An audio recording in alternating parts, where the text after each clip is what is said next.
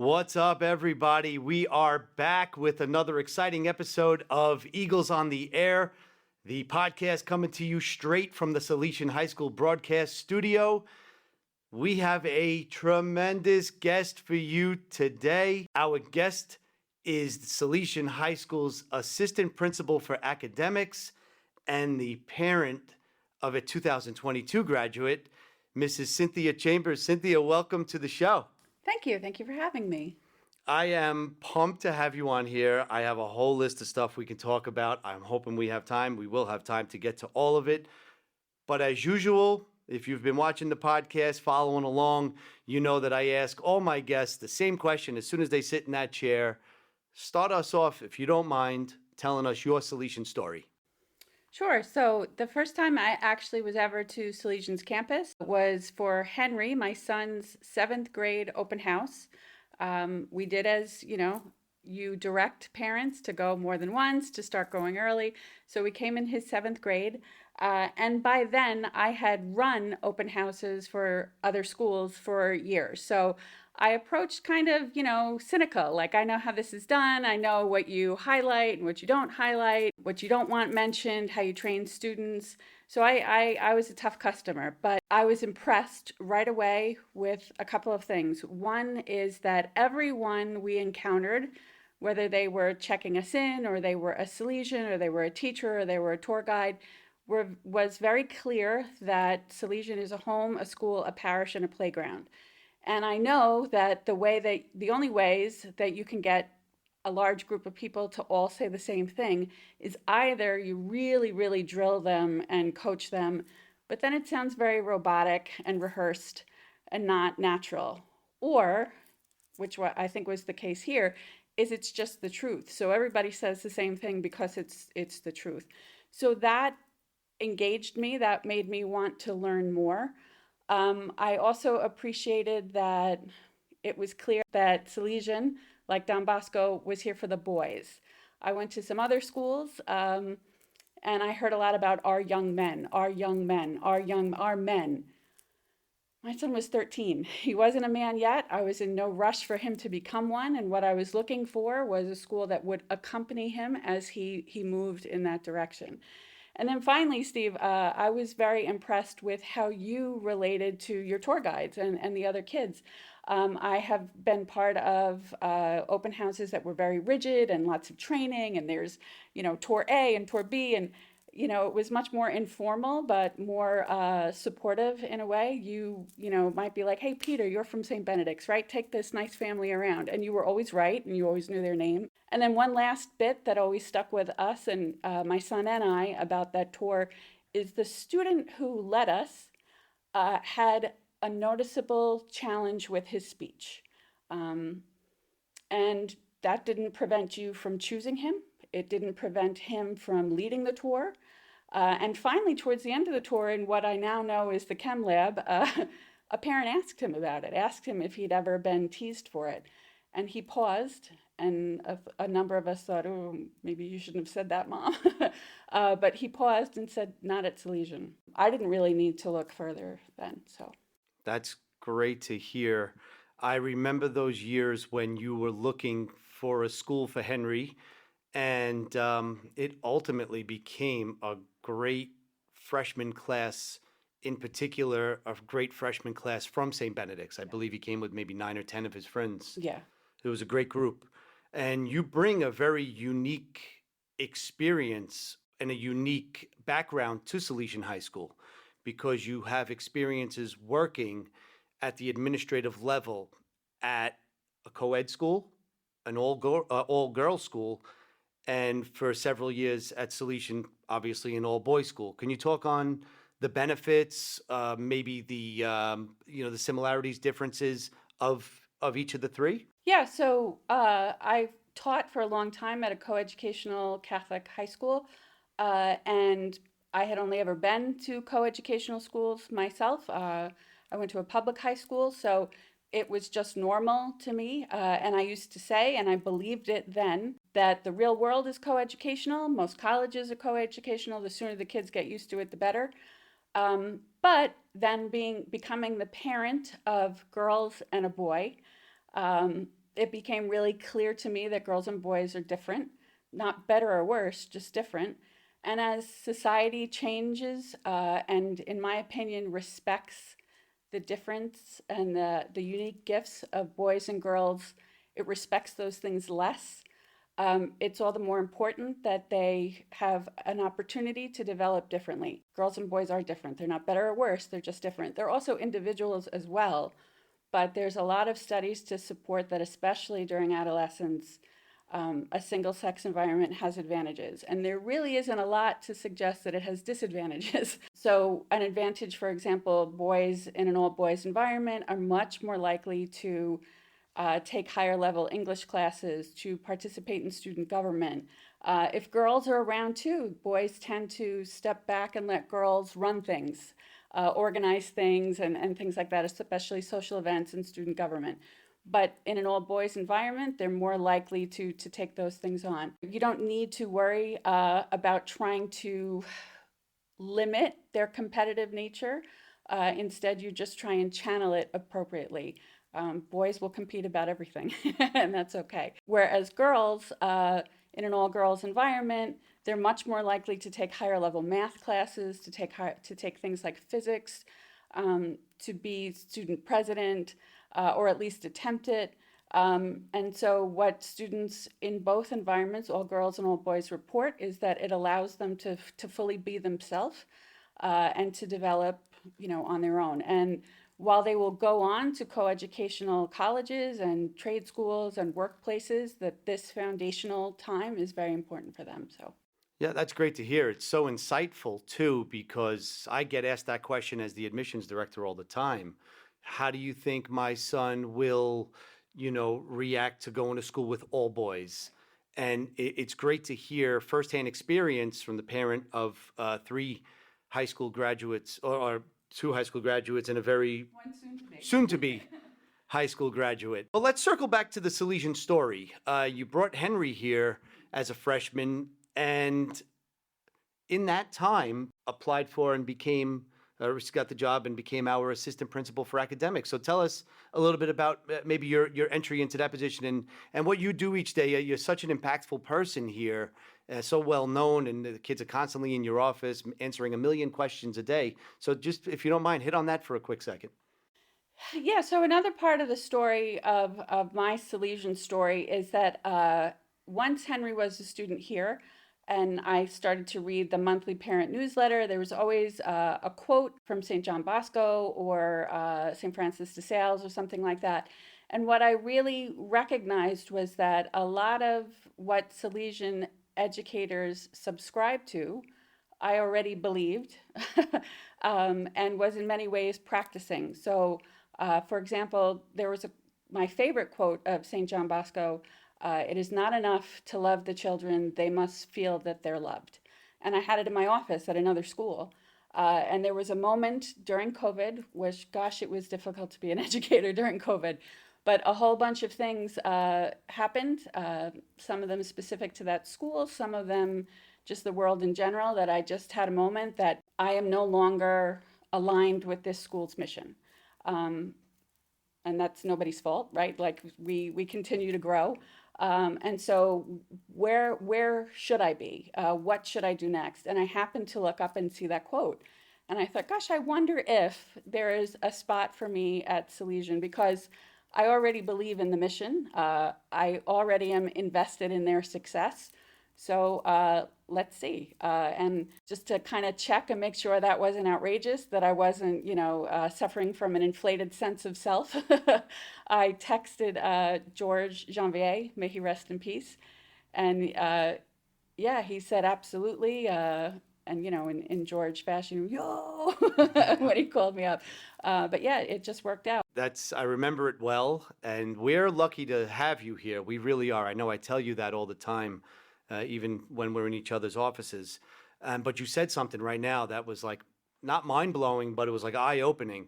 And I get the question all the time. Sometimes it's from kids or now men that I taught years ago.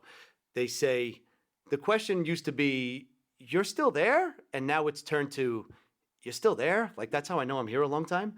But to answer that question so easily, I tell the kids what you just said. when you believe in where you are and you align with it so well, it really doesn't become work anymore. It's like a mission, and it makes our job so much easier. And so I know we have a lot in common, being parents, watching our own kids grow, learn. My kid's a little bit younger, soon to be 11 and 7. Um, but we both bring a unique parent perspective, especially to our administration. A big part of the Salesian mission. We say it at open house. We say it when we're speaking at high school fairs. I talk to the parents and I tell them that you will be a part of your son's education when you come to Salesian High School. You are now the moderator of the Parent Association, which is a direct collaboration with members of the administration. And, we always say education starts at home. This is a great organization that bridges the home and school. So can you tell us a little bit about the parent organization we have here at Salesian High School? Yeah, we recognized the need to really get one off the ground once everyone was able to return in person. Some schools have a great tradition of a mother's club, a father's club, and there are things that are exclusively their purview that, the administration doesn't really have to do anything but say, yes, that's okay. And this group runs it. We don't have that yet. What I would like to see eventually is that it truly is a partnership between parents and teachers in the administration and the Salesians, in that, 1 month maybe it's something informational, like we have a presentation from our ADAP counselor, and then the next month the parents are really running it, and it's about a committee for the mother-son dance or something like that. So we're moving in that direction. It's really exciting to see that there's a number of parents of freshmen who have extensive experience with parent organizations, much more so than I.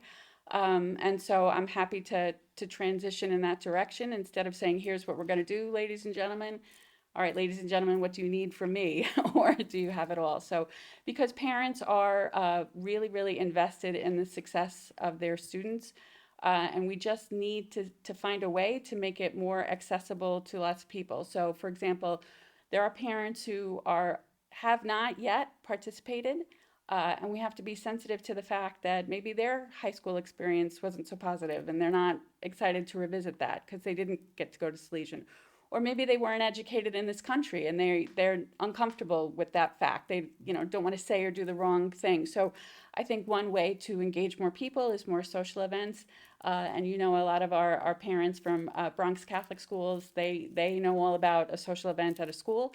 So we're going to work towards both fundraising so that we get to know each other and have fun, but also fundraising so that we can, support the students as they need. I love it. More fundraisers. That's fun with F-U-N. There's no D at the end. We're not trying to make money in this case. Just trying to make friends. That's it. And one of those events, I am the host of the Mother-Son Dance. The 2024 Mother-Son Dance saw about 160 moms and their sons. Sometimes we had grandmas there. I encourage you, come to Salesian High School. Come to the Mother-Son Dance. It is the weekend of Mother's Day. It is always a blast, and it's another great opportunity for the moms to be part of the life of the school with their son. But that is just one of many opportunities. Now, we constantly talk about the home, the school, the parish, and the playground, and us as employees. We are always thinking, what can we do to strengthen that? How can I get involved more? What could I do? What can I moderate? You, this past school year, had a tremendous opportunity to take the kids across the ocean. Let's hear a little bit about the European trip you took our students on during spring break. Yeah, so it has long been on my to-do list to visit Italy, and I didn't have the opportunity to. And so it was also on the to-do list of a lot of parents post-COVID. Will you return to international travel? When will there be a trip to Europe? Other schools do a trip to Europe. So I started to look into that. And my thought was it has to align with our mission and what we're trying to educate the young men towards. And so working with a company called World Strides, I was able to develop a really very Salesian-centric itinerary. And so we began in Milan in the north, and after flying over the Alps, which was amazing in and of itself, and then into the city of Turin, which is the area where Don Bosco began his work. Mrs. Coriale and I, she was the other chaperone. She's also the parent of graduates. She's our learning needs teacher. Um, we were joking that we had, out Salesians some of the Salesians. Like we went to the town where Saint Dominic Savio was born and died. And, to call it a town is generous. To call it a village is generous. Up a little dirt road that's, better suited for goats than boys from the Bronx and Lower Westchester. But what was impressive to me was how the boys got so much out of it, and we're excited to be there, and how many parents sacrificed for their kids to be there, and wanted updates, and so all these places that they had heard about at Salesian, to see some of the artwork that we see every day, to see its original. So, for example, in our chapel and in just about every classroom, there's an image of Mary Help of Christians. To be at the Basilica of Mary Help of Christians and see the original work was really, really powerful. To go to Easter Sunday Mass, where Don Bosco had offered Mass, was really very amazing. And then we did some other touristy things. We had a drive through the Italian countryside. Stopped in Pisa. The boys all got to take that picture of them trying to hold up the tower.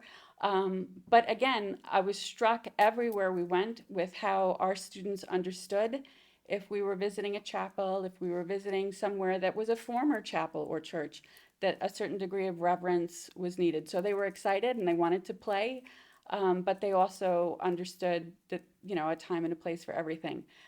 Everywhere we went, we were the Ragazze Americano, the American boys were complimented, which was wonderful, and not what we often think of. We tend to focus on where there can be improvement instead of where they're excelling. So that was wonderful, a wonderful experience too. And then finally, we spent several days in Rome and saw just things that were just amazing. Interestingly, the Salesians of Don Bosco are charged with supervising the tours and visits of catacombs in Rome, which is not a very Salesian mission. So I'm not quite sure how that happened, but it is very fortuitous because our tour guide was a Salesian who had spoken with Father Tim and said, yes, of course, I'm waiting for your guys, and cleared his schedule, which made our students feel very important.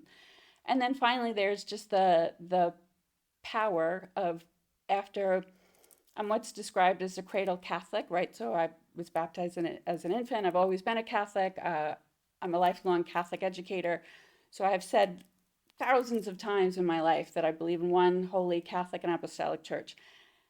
To be in the Vatican, to be in St. Peter's, which is what you imagine when you say that, is tremendously powerful. And to be in the Sistine Chapel, in silence, but surrounded by, hundreds of other people, is incredibly powerful. And then to get everybody back home safe and sound is also a wonderful blessing. So, Yeah, it reminds me of a unique experience I got to have with our students way back, and I think it was like 2008 or 2009, where I was asked to join the students on their, at the time, the exchange program with the school we had in England. And like you just said earlier, the best part of the trip was our kids were so good. I didn't have to worry about them. Like they handled themselves with such maturity and respect, and going to, and forget about another country, another continent, our other people saying, well, they were so complimentary of our boys. And I do have to say, I've chaperoned trips of Salesian students to St. Patrick's Cathedral, paintballing trips, museums, movie theaters. Our students always handle themselves so well. We are so proud of our students, present and past. That's going to segue me into my next question. You've been here for a few years. You've got to work with a lot of students. Do you have any proudest moments as a member of the Salesian High School administration? So, as educators, we're in loco parentis, we're in place of the parent, and you can't ask a parent, do they have a favorite child, right? I don't think there is one favorite moment. It for sure was very special to get to be a part of my son's senior year every day. Not just because I'm so proud of him, but I am, but because he had such a great group of friends here. And it was so wonderful to see them every day and to see them get great news from colleges, to be excited about the next step. But then at the same time, to also be, yeah, they're 6 feet tall, but they're also boys still who need reassurance and encouragement. So that was very special. In any vocation, for me, it's not the big events that end up being so special, right? So, yep, Valentine's Day is great in marriage, but that's not the most special day. Mother's Day, it's nice, but it's not the most special. So our graduation is important. Our baccalaureate mass is very moving, but it's the little daily interactions that are so exciting and powerful. Um, the kid who said, "Oh, I hate English," but now wants to show you that he, is doing so well. He wants you to read his writing. That's exciting. When students will trust you with how they're feeling or their goals and plans, that's exciting. But yeah, if I had to choose one, it would be probably being a part of Henry's senior year because his friendship group was so great. And yeah, he did come with 10 other guys from St. Benedict's, and they were for sure part of it. But there were also guys that he never would have met had it not been for Salesian, of different school backgrounds, different ethnic backgrounds, different religious backgrounds. We're coming up to the prom now. Those guys had so much fun at their prom, just fun, teaching each other all kinds of dances, and just so that's great to see in a world that will tell you that young men are dangerous. At worst, and lazy, to see them supporting each other academically, enjoying one another's company socially, setting goals for themselves, challenging one another, that was really wonderful. That's great to hear. And in the meantime, let's give Henry a special shout out. Henry was a standout student here. Had I don't want to say flew through Salesian, took the toughest classes we had, graduated top of his class, and is now just finishing or has just finished his sophomore year studying engineering at Manhattan College. So big shout out to Henry Chambers and the rest of the St. Benedict's crew. So Mrs. Chambers, I'm going to ask you one last question before we go.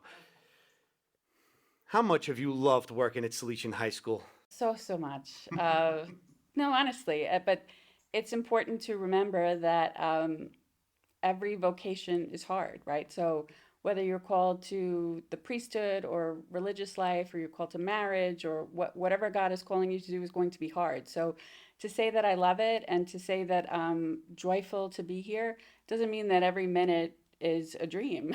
Of course it's not.